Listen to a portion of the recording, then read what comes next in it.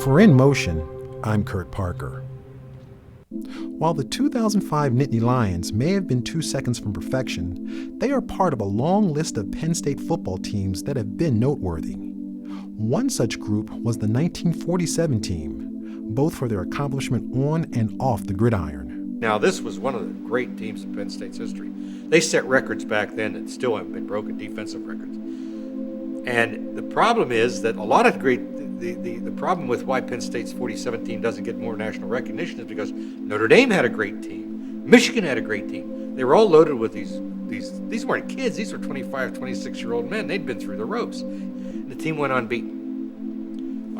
They set defensive records that still haven't been broken. They're the number 4 team in the country. They can't go to the Rose Bowl, which wasn't segregated. They can't go to the Sugar Bowl. They can't go to Miami. They're still basically segregated.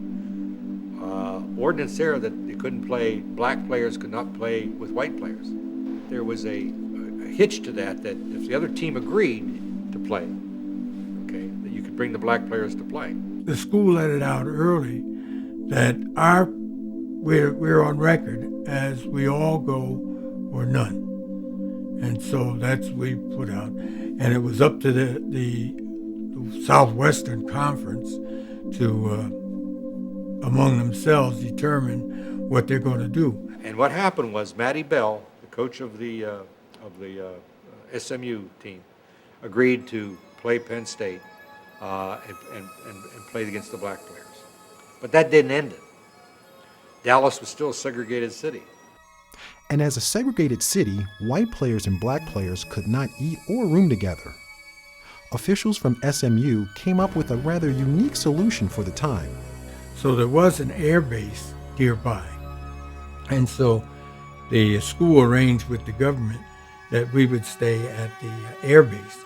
And we had practice facilities and rooming facilities. With all the surrounding issues put at bay, the focus now turned toward the game, the Cotton Bowl.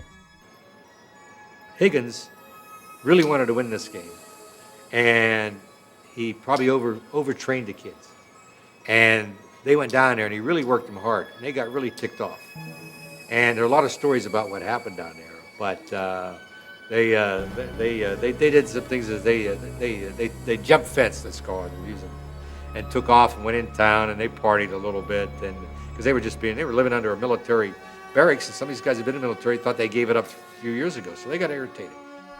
Some say that it was the discriminatory element and or the heightened level of practice exerted by Coach Higgins that led to a lackluster performance given by the Nittany Lions that resulted in a 13-13 tie. But it was obvious that something greater happened. Wally really congratulates, says, it wasn't us who broke the color line in the Cotton Bowl. It was SMU, and that's really the truth when you look down to it. As for Wally, he graduated, got married, and went on to the NFL, where he played several seasons for the Detroit Lions and the Chicago Cardinals. In fact, he was a record holder for most kick return yards and highest average per return in a game. But after all the triumphs of his life, he still remembers what it means to be Penn State. You always feel as being a part of them, connected with them, because you went through Penn State. I'm very proud to say I'm a Penn Stater. And it gets people's attention. For In Motion, I'm Kurt Parker.